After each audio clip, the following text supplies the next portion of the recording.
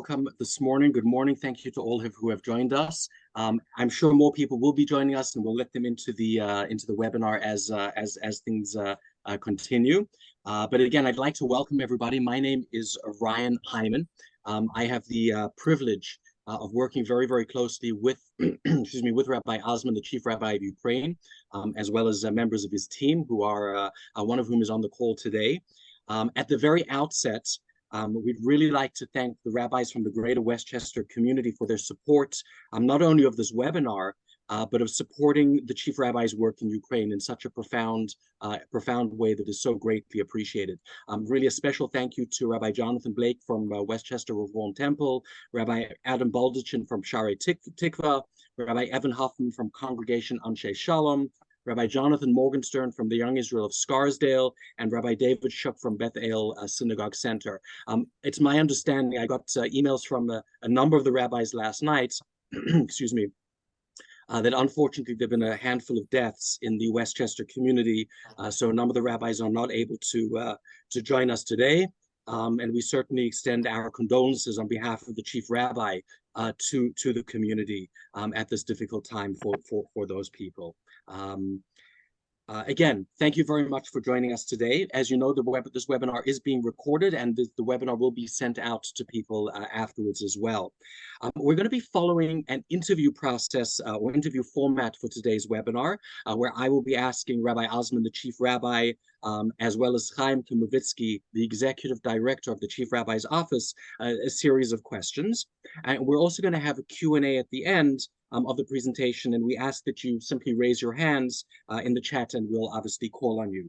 I don't know if you guys in Westchester have the rains falling over the New York area like we do here in New Jersey, but I want you to think about this for 1 second. For the past year plus, almost 2 years now, Russian and Iranian missiles have been raining down on the people of Ukraine in the most profound way. Rain for us is a blessing. Missiles certainly are not. In fact, last night, as many of us were saying slichot here in the United States and around the world, Kiev was shelled with Iranian drones. And as a matter of fact, this opens up our very, very first question to Rabbi Azman. Rabbi Azman, could you please share with us what slichot were like for you last night, for you and for your people, under such harrowing conditions? First of all, thank you very much, everybody that can join us. And I would like to wish you a good and sweet New Year. Yes, it was a very difficult night. It's no regular slichot that I remember. It was today. We came about 1 o'clock in 1 o'clock in night. People come. You know, it's a problem to come because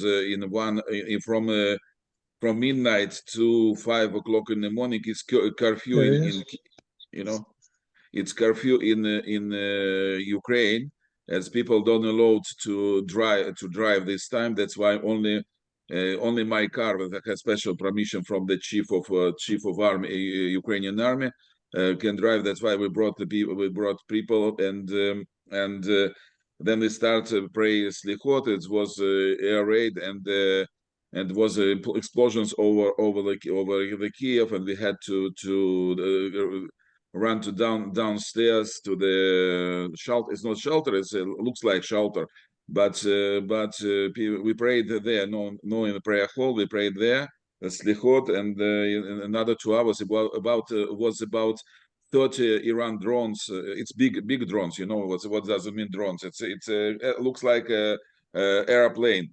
There was explosion in 4 districts of Kiev, and few people was wounded, and there was a fire, and we hear the explosions. It was our slichot today, and after this people couldn't drive to their homes because it was dangerous to drive in the streets, because some of the drones they flew down to the cars, and you can see a few pictures in my Twitter. I put it, and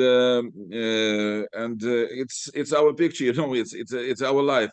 Yeah, last week Last week here in Anatevka, small Jewish village near the Kiev, we had I waked up in the last Thursday. I waked up in 5:30 in the morning. There was strong explosions all over there, and I went away, and so I saw many explosions was over there, and I saw by my eyes a Russian rocket.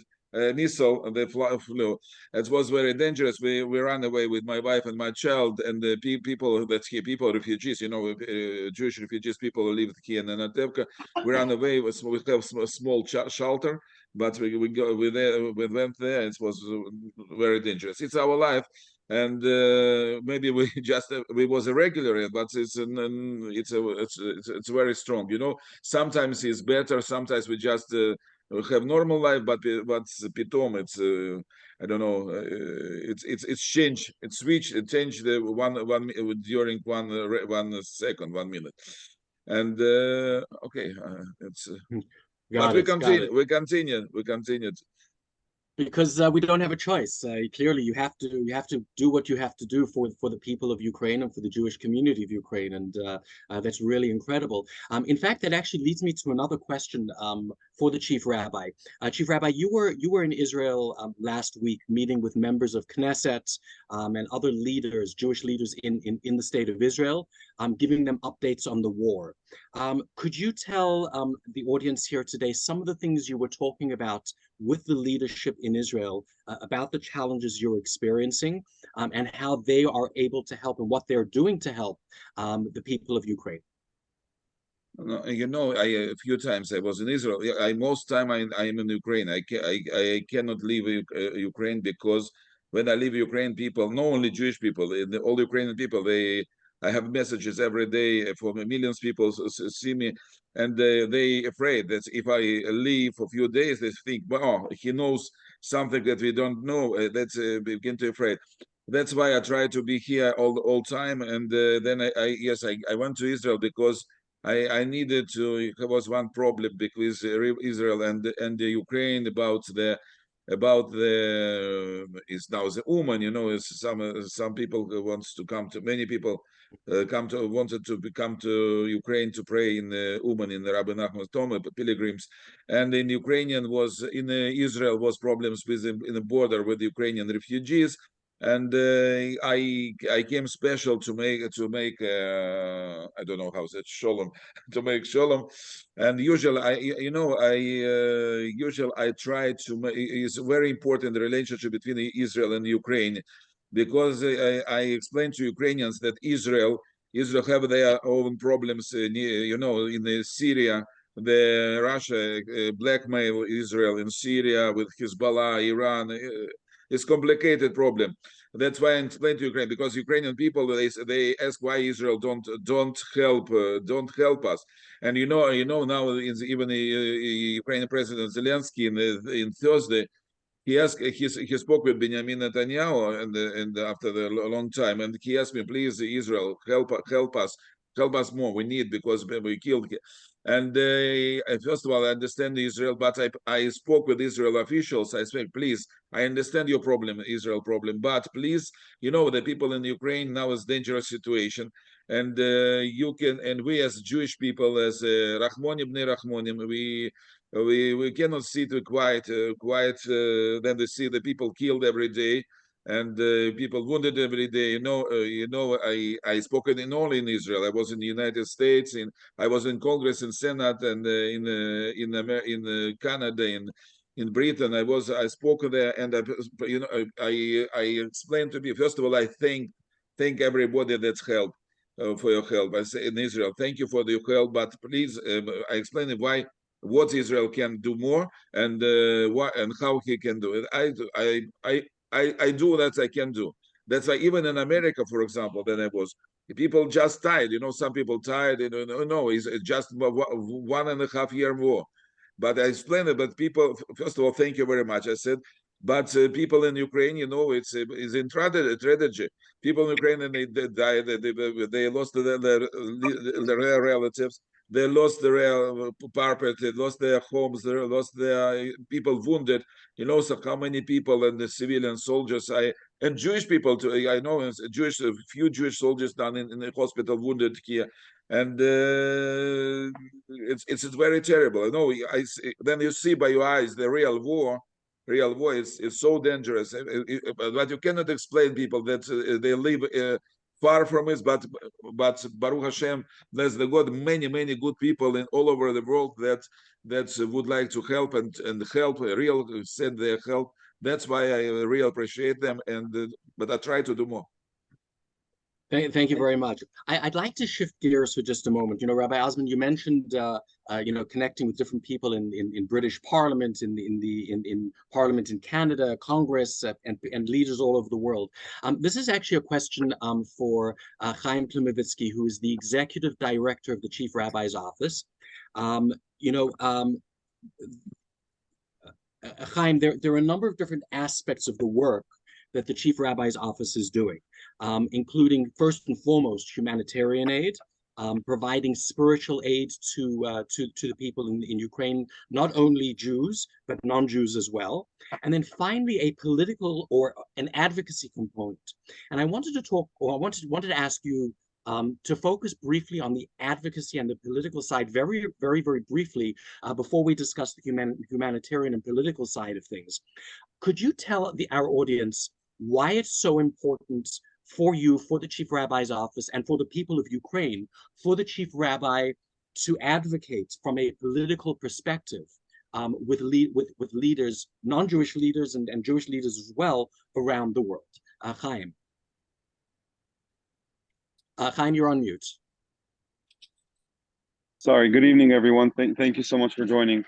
Ryan, great question, but I would also like to tie in a lot of the angles. So on our humanitarian organization, because we have access straight to the front lines, to the leaders on the ground, whether they're government or regional or city level or local volunteer groups, because we're there on the ground when tragedies happen, like what happened in Kherson, we can then share that story further, right? And that's the bridges we're trying to build. Because when we met with a minister in the UK, he gave us the way the system UK is trying to build a bridge with Ukraine is all the levels, so they can really understand what are their needs and solve the problems at the core. So we're trying to open that up to the Jewish world, where we're discussing with Jewish leaders unique ways of solving solutions. Sometimes there's certain channels that we can extend and build to different between different people and different ideas and different organizations, and that's really what we're trying to do, to really solve the problems at the core. But that's because we're on the ground. We're trying to come to the places that need it most, delivering the humanitarian aid, and then finding out from the locals what's the biggest need, and then giving that voice, collecting that need, and then trying to supply it on the ground through the supply chain, right? Through the infrastructure we have, through our trucks, through our inventory system. You know what I mean? And a team that speaks in multiple languages and running logistics, right? This is the team that we built out. Initially, we evacuated 40,000 refugees in the first 3 months of the war, and then it grew into this greater need, right? There was no food, there was no diapers, there was no medicine, right? So we needed to expand that from just evacuation to also bringing in the necessary needs, and it's grown and it's grown and it's keeping on growing. With governments, with Jewish organizations and Jewish leaders around the world that are taking a big role in this as well, on the humanitarian side, through our humanitarian organization. Understood. As I said, we're going to come back to the humanitarian and the spiritual side in a minute, but I want to ask a question, Chaim, and this is something that a lot of people here in the United States and elsewhere in the world are asking, and it's a very blunt question. I'm going to ask it to you right here and right now.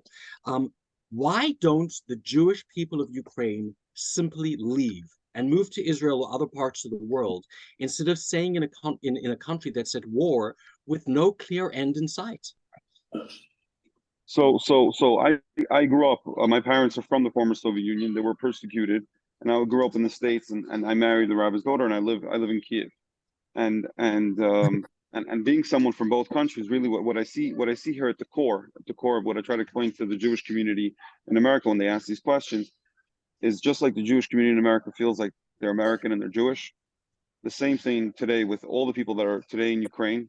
They're there because they feel Ukrainian and they're Jewish, and they're in their roles in government. They're doctors, they're lawyers, they're volunteers, they're They're doing everything they can to survive, and they're Holocaust survivors that are saying, "I'm not going to leave my friends behind." They can come up today and go to Israel, but they're there on the ground. They're deputy mayors that when the mayor runs away and they're on the front lines, they're the ones protecting the city. They can come up and go to Israel any day, but they're there on the ground because what they're doing is they're fighting against tyranny. They're fighting against darkness, you know.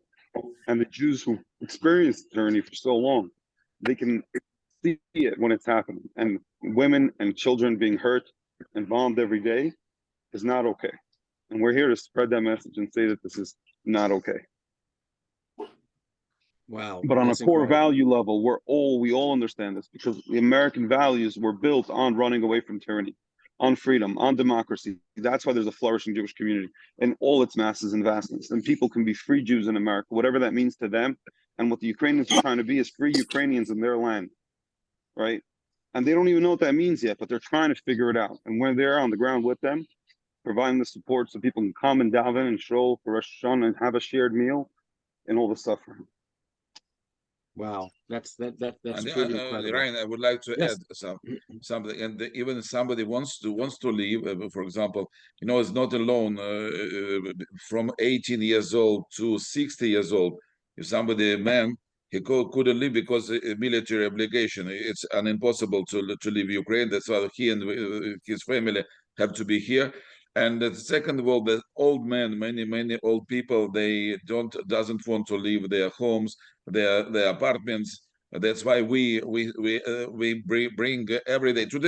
Today we bring every day food and medicine to thousands of people. My volunteers works all over not only Kiev and all over many towns in Ukraine. That's incredible. That's incredible. So actually, Rabbi Azman, I'm glad that you did add, because it actually brings me to another question that kind of relates to what Chaim just said. Ukraine recently celebrated its independence, I think it was a week and a half ago. Can you tell our friends on the Zoom today how the Ukrainian people are doing? How are they feeling? What are their worries? What are their concerns about the continuing war?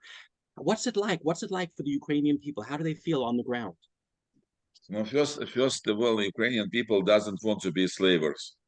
What does Russia would like to rebuild Soviet Union.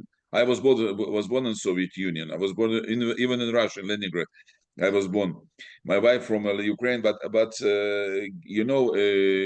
in Soviet Union was a slavery, and now Putin would like to rebuild the Soviet country slavery, and to take that's what Ukraine people want to be free and to be and to build their future.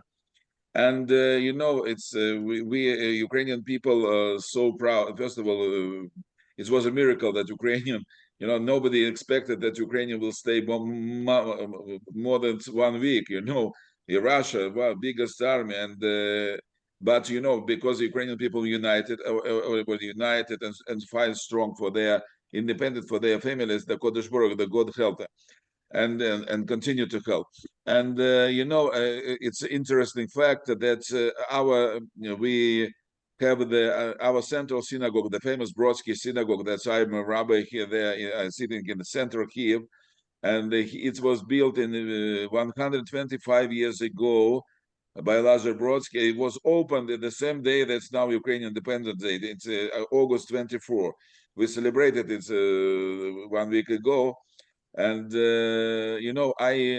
because it's I gave a present for Ukrainian people. I had a special song.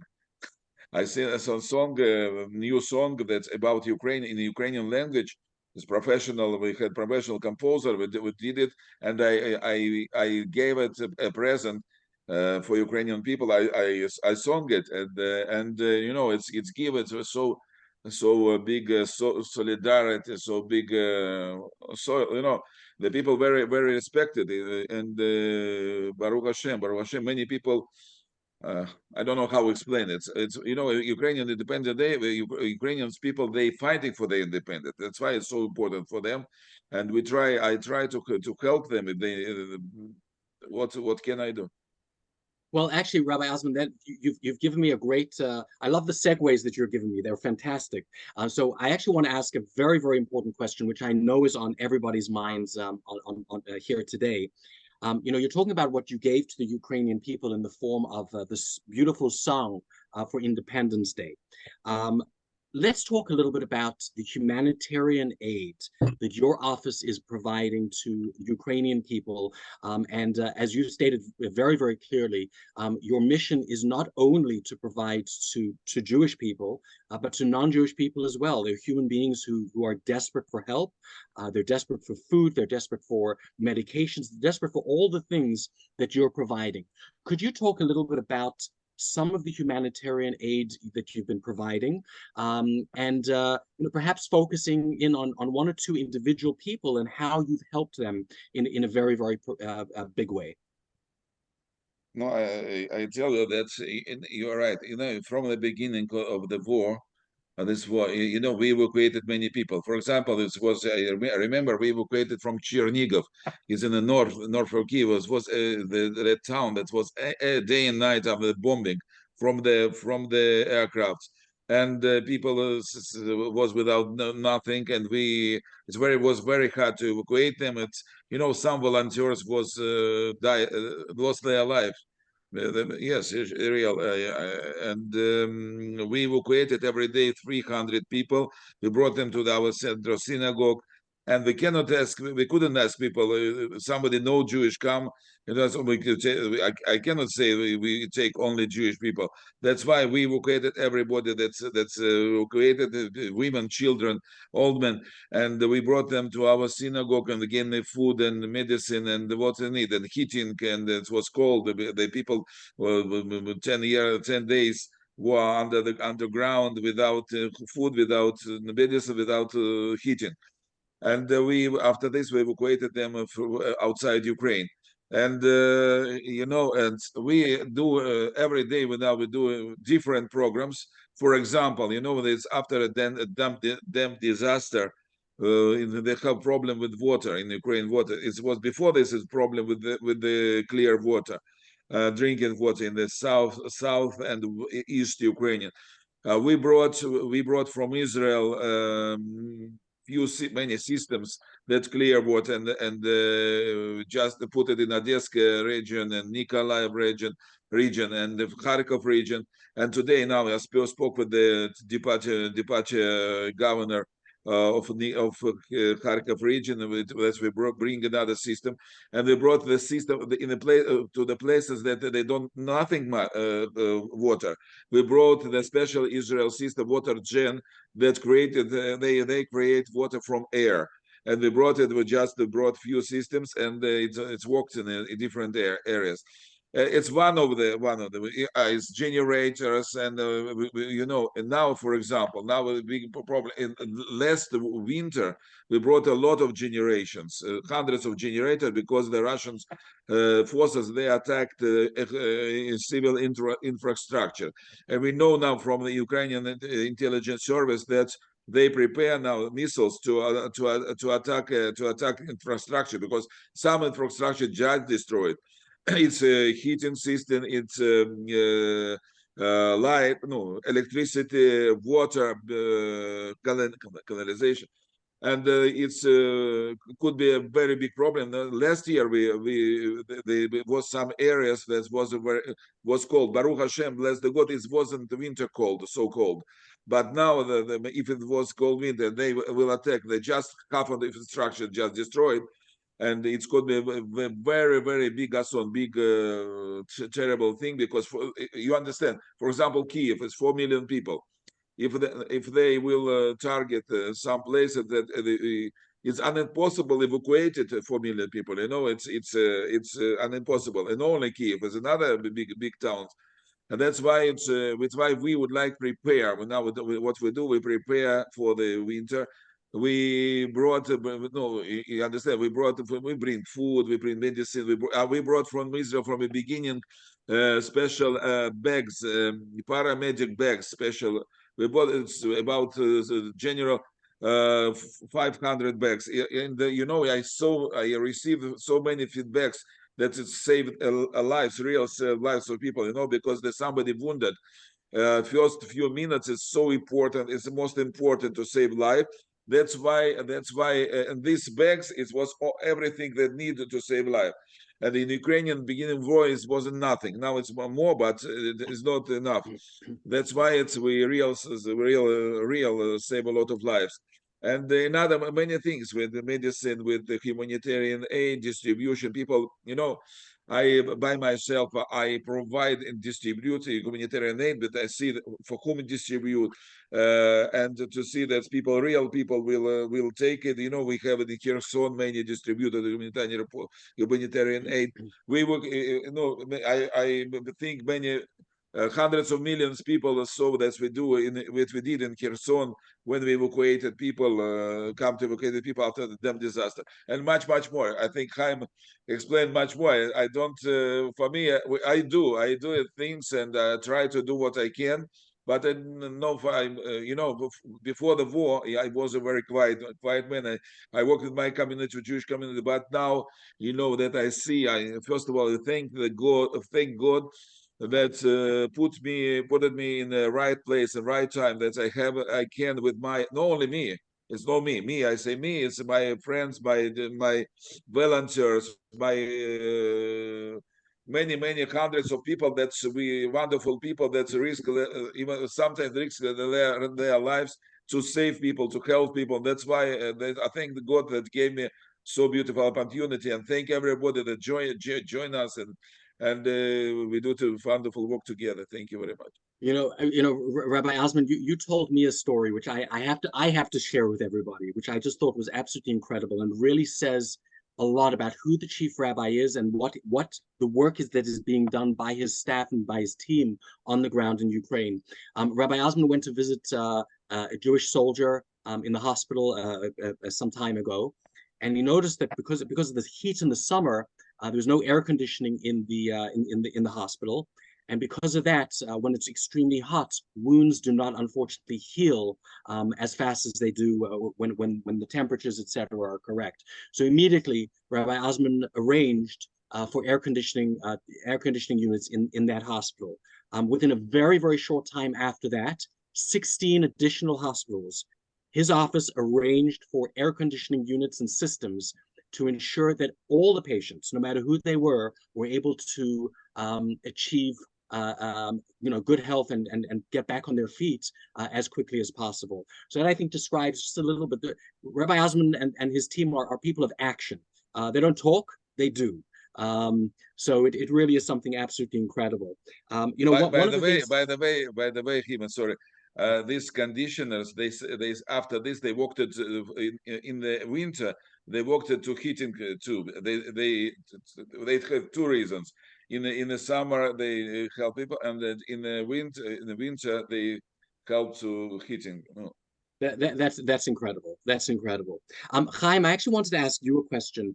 One of the things that we've heard here in the United States is that many people who are in need of medical support in Ukraine simply do not have access to hospitals, to clinics, to doctors, etc.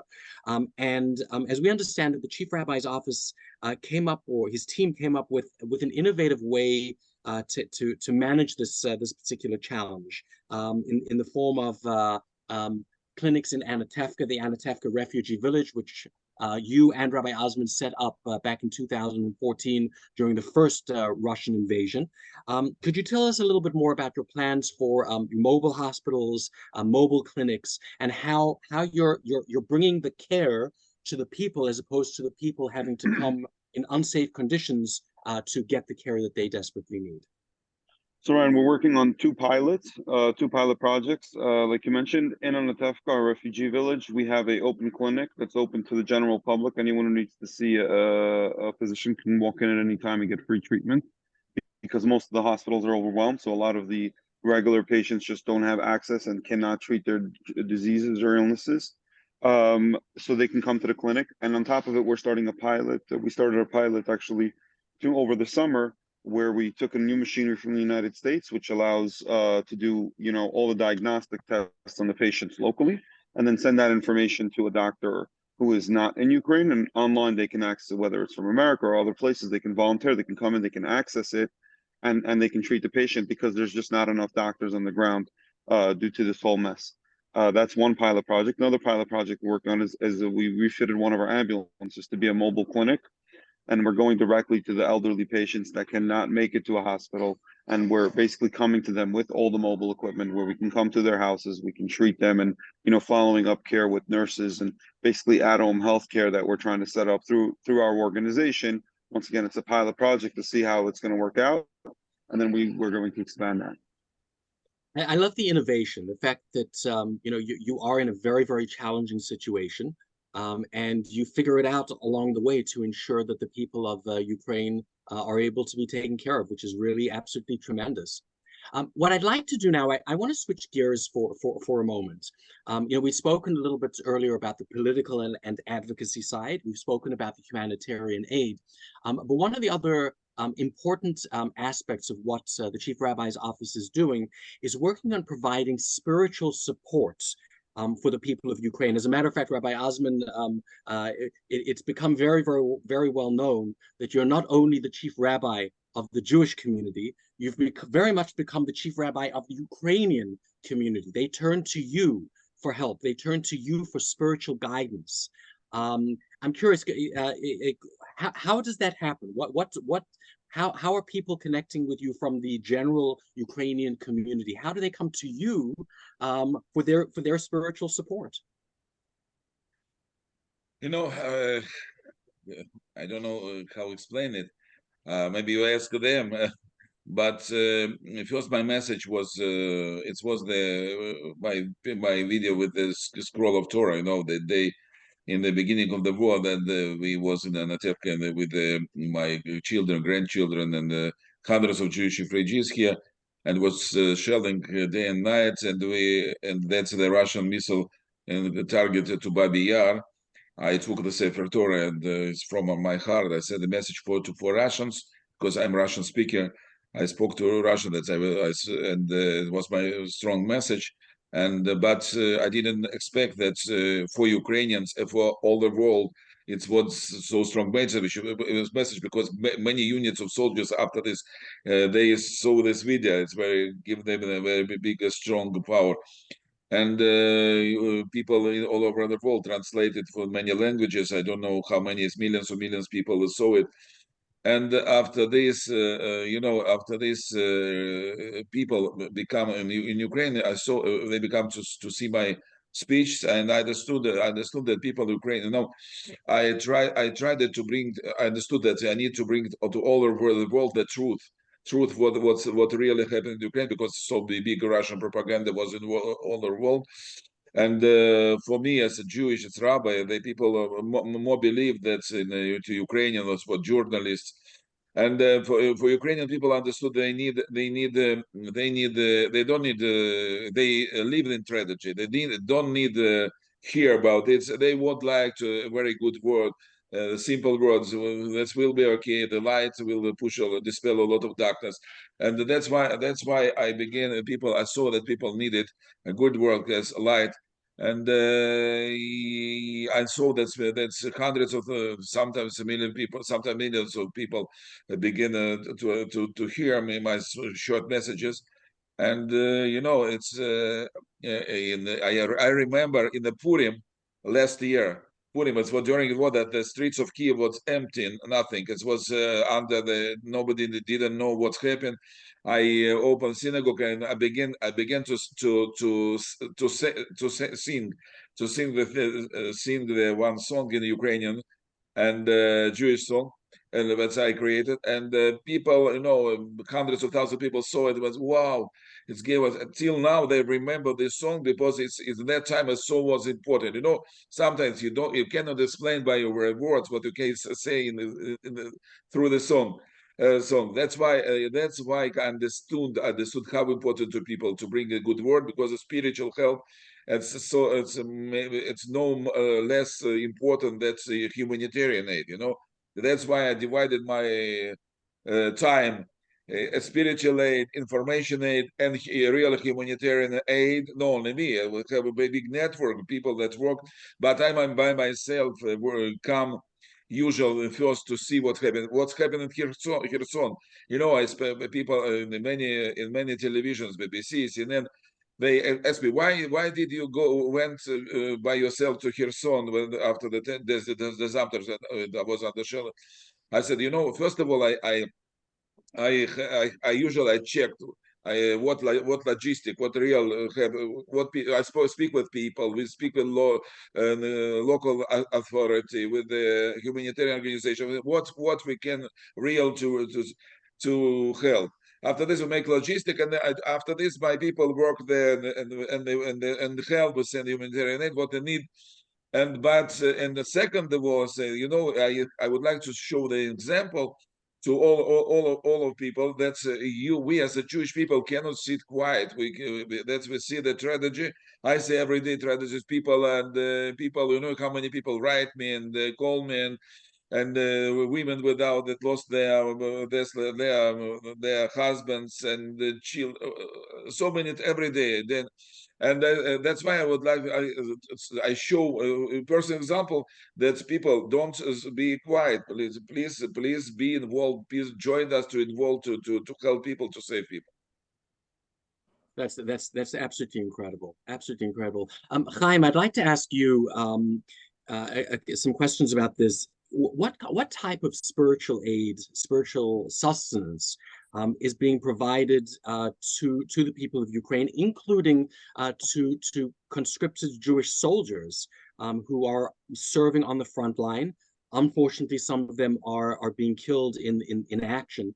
But what type of efforts are being provided and support is being provided to the Jewish community of Ukraine at this difficult time? So I'll let you know through what happened recently. A family where a woman was a single mother taking care of her mother, had a child 13 years old. She was a sole breadwinner, and she lost her home. She lost her job. And she came to our community center, and right away, you know, she was introduced to Rabbi Azman's son. He took her right away to Anatevka, and realized that the reason, you know, what was going on with her was she actually had very severe issues with her kidneys. And we're working now, our office is working with the Israeli government to try to get her, you know, citizenship and a visa to come to Israel for treatment. We're working with our partners, with the Jewish community of Hamburg. They have a whole center there to take care of these type of medical issues. So we're working with them as well. We're trying to, we have to, you know, operate on her, unfortunately now before Yom Tif, you know, just to keep going. And then we have to get her like solid treatment outside of Ukraine. And, you know, she's in Anatevka, maybe not going to see her mother, not going to see her son, but she knows that she's in a safe place, she's in a safe community. And you know what really is going to, you know, get her to feel that energy that everything will be good, was because, you know, we all go through this yearly cycle, and we're coming up now in Elul, and we're coming up to the new year where we're, you know, looking back and, you know, what happened last year and looking forward. And now she's in a safe environment, she has a home, we have generators running on a Tafka, we have hot water no matter what happens. You know, it's no matter, even if there was bombing, like Rabbi Azman mentioned last Thursday night, there's a bomb shelter, she's there with the community and sharing, you know, that prayer together in Anatevka, you know, for Rosh Hashanah, you know, asking and believing that next year I'm going to be written in the book of life, you know, and hopefully have health, be able to see my son, you know, enjoy his bar mitzvah. We're getting him now a pair of tefillin, you know, like enjoy these things, right? And that's what's going to give them the energy to go through this. You know, they're there. This is where they are, and we're there to help them. You know what I mean? And it's not just us; it's all of us together. It's greater than any one of us, and we're all working together to achieve this goal. And it's super important because that energy is what's gonna, that shared meal together, you know, knowing, okay, good, you know, my mother's gonna be amongst friends, my son is gonna be taken care of here, and I can take care of my medical issues. I don't have to worry. You know, she was a sole caretaker for years. So that stability and that community, that's what's keeping them together, and that's what kept us together no matter where we've been, you know, and that's the way we see it. So the spiritual component, of all this is really incredibly helpful with people who are an entire nation that is suffering from tremendous PTSD on an ongoing basis. It's really obviously clearly very, very important to have the spiritual component to help guide people through that. As a matter of fact, Chaim, since you mentioned Rosh Hashanah, all of us on this call today are going to be celebrating, starting this Friday evening, starting the holiest time of the year, the most important time of the year for the Jewish people. What I'd like to ask is really, Rabbi Azman, what has your office and staff started doing to prepare for Rosh Hashanah, to bring people together and to give them that spiritual sustenance that they so desperately need? First of all, I would like 1 second to add for the previous question. Your previous question, we had for spiritual aid, we had my assistant David Milman. He became to be the chaplain, military chaplain, after the chief of Ukrainian army, General Zaluzhny, by himself asked me to give the chaplain. And he worked now day and night to official. He can come inside to the units of soldiers and bring. Last week he was in Donetsk Oblast near the front line. He brought for the Jewish soldiers, most of Jewish soldiers, not only Jewish soldiers, humanitarian aid, and then what they asked. For example. Today we had, I said that we had few soldiers wounded, and one of them, a soldier from Britain. Britain lived in Israel. His name Ariel. He was wounded. He came to be volunteered. No, to mines. To find the mines, because the Russians put a lot of mines near the front line. And he was exploded half a year ago. He was exploded, and he was in hospitals here. And I didn't know that he come back. I know that he every day we brought him from hospital every day to synagogue to give them food, but more. And he came back. It was a second time exploded. Now it's with eye. Today yesterday. Sorry, I received a message. Pray for him, but we had this so we gave them spiritual help and physical and material help. And the second of all, I come to your question about Rosh Hashanah. We just worked our volunteer today. Today, we don't, we sometimes from the morning to the evening, they worked to bring the old people, first of all, food packages with the onek, with the Rosh Hashanah's great and all they need for Rosh Hashanah, not only Rosh Hashanah, but the people doesn't have food, and we to bring to the 1,000 people, it's very big logistics. You can bring to their home. Sometimes they live in the very high floors. They couldn't come downstairs, and some houses lift doesn't work, doesn't work. And my volunteers have to bring by themselves, for example, for the 10th floor, the big parcels. I am by myself. In winter, I tried a few times, because in many houses, because the wasn't electricity and the elevators didn't work. And I tried, it's very hard to bring parcel that's about 20 kilo and to bring to the high floor. But I think more my people that do it. That's why we prepared. We need much more. We need. We don't have. We don't have so a lot of. Money, because during 1.5 years we do so much. We do much more that we can do, and we prepare to help the soldiers too, and to people in the hospitals too, and many directions. And we bring to the front line. We bring to the people that's in the place that nobody come there. And Baruch Hashem, I think I would like to thank my people. That's my volunteers that do it, and people that would like to join us to be our partners. Please, welcome. Well, thank you very much, Rabbi Azman. We really appreciate that. And the reality is that that all of us really are interested in helping in any way possible. So what I'd like to do, I'm going to share my screen for a very brief moment. Bear with me for one quick second. We do all have an opportunity today really to help the chief rabbi in his work. And I really want to encourage and invite everybody here on the call today to really think about the plight of our brothers and sisters as we approach Rosh Hashanah and Yom Kippur and the entire holiday season. You know, as I mentioned earlier, right now it's raining on us here in the United States, here on the East Coast. Tremendous storms coming in, and they're expecting rain the whole week. That's the story of the Ukrainian people every single day, but it's not beautiful rain. It's not water that's feeding the earth. They're missiles. They're shells that are killing people every single day.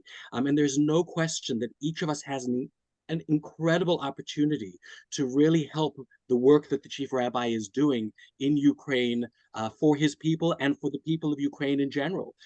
So the link I just posted on the screen is active. It's officeofchiefrabbi.org/Westchester, as you can see. We encourage you to go there. Please donate generously to help the work that the chief rabbi is doing. Before we open the floor to questions, we certainly do want to take questions. I actually wanted to ask Rabbi Azman. You know what? We'll come back to my request from Rabbi Azman. Let's open the floor to questions. Then I'll come back to my final piece for Rabbi Azman. Are there any questions from anybody on the Zoom today?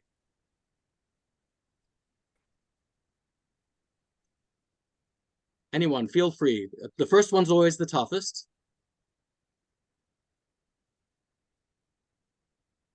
Okay. Certainly, if anybody does have any questions, feel free to reach out to us. You can contact us through the Chief Rabbi's website, officeofchiefrabbi.org. Yeah, I have a question. Certainly, please go ahead. Yeah.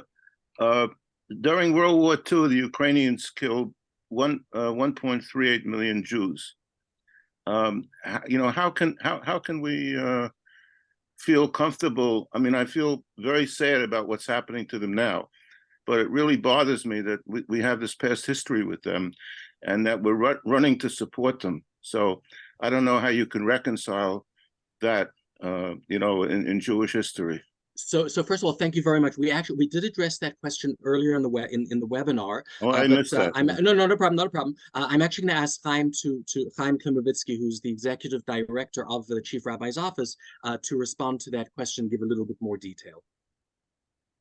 Okay, thank you. Chaim, you're on mute.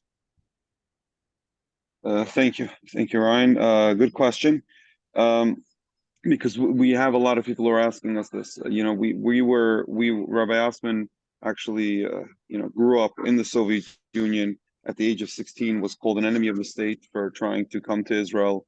Came to Israel, volunteered in the army, was actually sent to Kiev when he was working in a Chabad program called the Children of Chernobyl, basically bringing Jewish children who were affected by the Chernobyl massacre from the region in Ukraine, bringing them to Israel for treatment and for a better future. And Rabbi Azman would personally bring these children, go fly out to all the towns and villages, go out there. And then he was asked to stay and work out of Kiev, built out a Jewish community, built out a school. You know, thousands and thousands of Jews brought back to Judaism, back to their roots, came to Israel, served in their army. I don't know if you know, like last week, there was a terrorist attack in Israel where a Jewish boy from Kharkiv was killed from the Jewish community. His parents and his family are still there, you know. The community here is here. We're just here to support them. There's an organization here supporting the needs of the community. We're not you know, choosing for them. Like Rabbi Berg from Aish Global came to Kiev and you know, he went to visit a few Holocaust survivors and he asked them, why are you here? And they're saying that, you know, this is my town, this is my life, this is my friends. And finally, they're proud to feel they're Jewish because there's a Jewish infrastructure there to support them. And they can get the food they need and they can get the medications they need. And that's why we're here. We're here to support the Jewish community that's here.